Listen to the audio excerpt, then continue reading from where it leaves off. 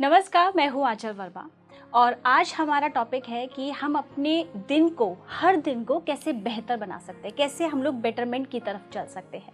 और इस पर बातचीत करने के लिए हमारे साथ है लाइफ कोच और soft skill trainer Gunjan Vashni जी। आपका बहुत बहुत स्वागत है गुंजन जी। गुंजन जी, मैं आपसे जानना चाहती हूँ, जैसे मैंने बात की कि हर इंसान अपनी लाइफ में कुछ ना कुछ बेहतर करना चाहता है। हर किसी के मन में यही ही रहता है कि कुछ बेटर करना है, कुछ बेहतर करना है, हर दिन से बेहतर।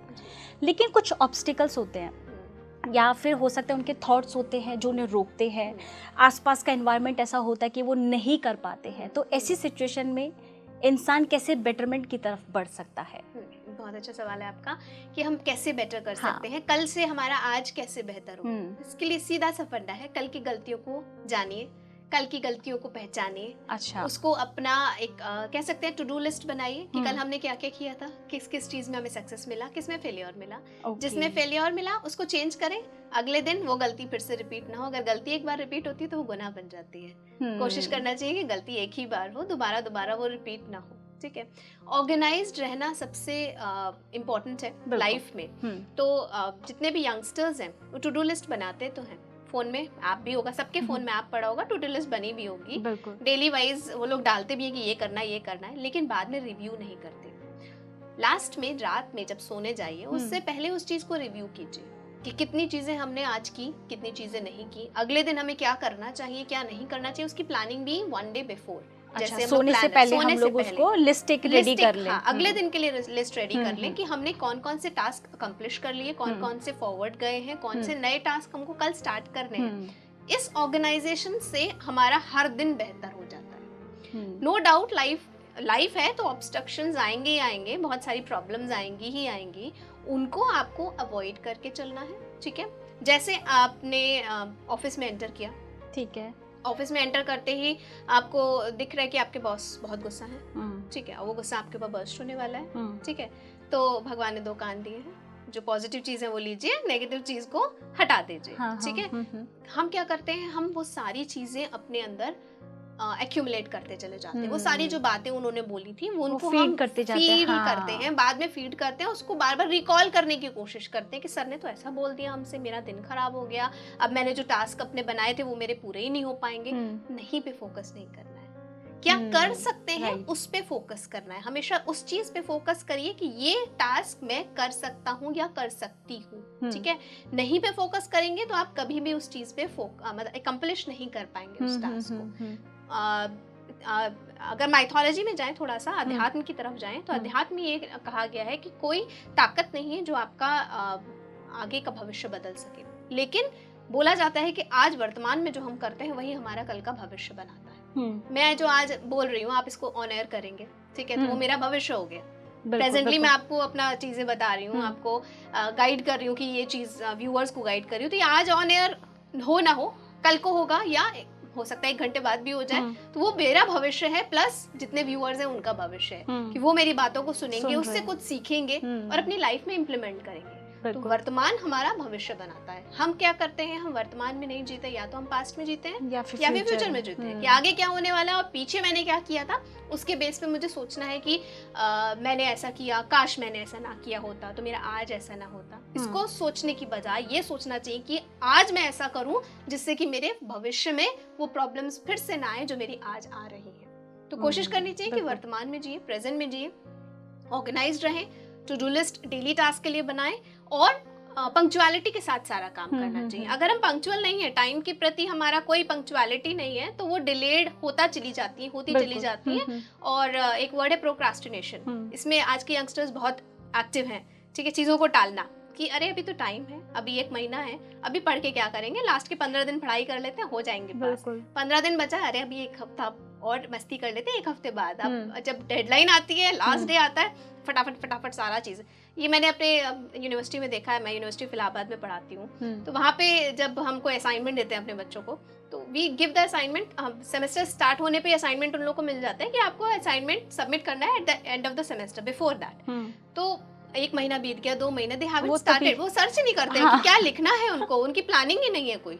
लेकिन वो कब प्लान करते हैं, डेडलाइन से 2 दिन पहले या 1 दिन पहले। नहीं मिला, दूसरे से कॉपी पेस्ट किया, काम खत्म। ठीक है, वो फील खत्म हो जानी चाहिए। आज के सिनारियो में अगर आपको सक्सेसफुल होना है, अपने हर दिन को बेहतर बनाना है, तो उसके लिए ये सारी चीज़ों को हटा के पॉजिटिव चीज़ों की तरफ ज़्यादा ध्यान देना चाहिए। जैसे कि आपने बात की है कि ये चीज़ें करनी है, जैसे पास्ट में नहीं रहना है, फ्यूचर में नहीं रहना है, ये चाहता तो हर कोई है करना कि ना रहे, लेकिन वो स्ट्रेंथ नहीं है, वो पावर नहीं है कि चाह करके भी अगर मुझे बॉस कुछ कह रहा है तो एक कान से सुना दूसरे कान से निकाल दिया।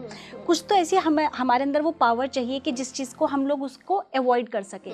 तो क्या इसके साथ साथ ठीक है हम लोग अपने ऊपर काम कर रहे हैं, लेकिन इसके साथ साथ हमें कुछ भी चीज़ें जैसे अच्छी बुक्स पढ़ना होगा या मेडिटेशन, कुछ ना कुछ और भी पॉजिटिव चीज़ें फीड करनी पड़ेगी। बिल्कुल, बिल्कुल, तो वो क्या क्या रहेंगी? बिल्कुल, आपने अभी बोला कि हमारे अंदर पावर नहीं है। पावर सबके अंदर होती है, स्ट्रेंथ सबके अंदर होती है, सिर्फ पहचानने भर की जरूरत है। हनुमान जी के पास स्ट्रेंथ बहुत थी, लेकिन अगर जामवंत जी उनकी जिंदगी में ना आते तो वो ये ना पहचान पाते कि वो पूरा समुद्र लांग सकते हैं। एक छलांग में पूरा समुद्र वो लांग सकते थे। तो हमारे सबके अंदर कोई ना कोई पावर होती है, उसको हमें एनरिच करना है, एनहांस करना है। तो मेडिटेशन, अगर हम यंगस्टर को बोले कि मेडिटेट करिए, वो नहीं करेंगे, दे विल नॉट डू। वो बुक पढ़ सकते हैं, ठीक है। मेडिटेशन करना चाहिए। मेडिटेशन का मतलब ये नहीं है कि आप आंख बंद करके मुद्रा में बैठ जाएं और ओम के वो करें, उच्चारण करें, जरूरी वो भी नहीं है। सिर्फ आपको फोकस बढ़ाना है। मेडिटेशन करिए, आप बंद करना चाहे ना करिए। अगर आप आंख खोल के फोकस कर सकते हैं, मेडिटेशन का सिर्फ और सिर्फ मकसद यही होता है कि आप किसी एक चीज पे फोकस करें। एक हम लोग टिप बताते हैं कि आप एक कैंडल जलाइए। कैंडल जलाएंगे तो जो मोमबत्ती की लौ होती है उसको आप फोकस करेंगे, एटलीस्ट स्टार्ट करिए 5 सेकंड से 10 सेकंड, तो आपकी फोकस पावर बढ़ेगी, ठीक है। और जब फोकस बढ़ता है तो ये जो बाहर के सराउंडिंग्स, एनवायरनमेंट के जो कह सकते हैं हम कचरा है, कूड़ा है, वो हमारे अंदर जाएगा ही नहीं। उससे हम पॉजिटिव, अपने अंदर पॉजिटिव वाइब्रेशंस को क्रिएट कर पाएंगे। या फिर हम ये भी कह सकते हैं कि हमें आसपास की, अपने आसपास की जो दोस्त होते हैं, कंपनी होती है, वो ऐसे लोगों की रखनी चाहिए संगत की जो पॉजिटिव लोग, जो हमेशा आपको मोटिवेट करे चीजों के लिए। लेकिन आज का ट्रेंड है कि अगर है तो टांग खींचने वाले लोग ज्यादा आपको मिलेंगे, आपको पुश करने वाले बहुत कम लोग मिलेंगे, ठीक है।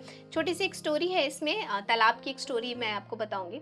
तो उसमें एक तालाब था पानी का, और उसमें बहुत सारे मगरमच्छ भरे हुए थे। तो वहाँ का जो राजा था उसने बोला कि मैं अपनी बेटी की शादी उसी से करूंगा जो इस तालाब को तैर के पार करेगा। अच्छा। तो किसी में हिम्मत ही नहीं थी, और उन्होंने एक सेटअप बना रखा था कि जो अगर कोई पार करता है तो एट द एंड ढोल नगाड़े बज जाएंगे, जिससे पूरे राज्य को पता लग जाएगा कि कोई कूद के पार कर लिया। सालों बीत के कोई नहीं आया, ठीक है। अच्छा। कौन उसमें मगरमच्छ वाले तालाब में कौन करेगा।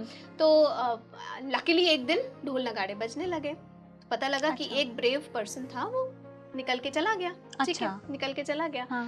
जैसे वो बाहर आया, सांस फूल रही थी उसकी। राजा ने पूछा तुमने कैसे किया, तुम बहुत बहादुर हो, हम अपनी बेटी की शादी तुम्हारे साथ करेंगे जरूर।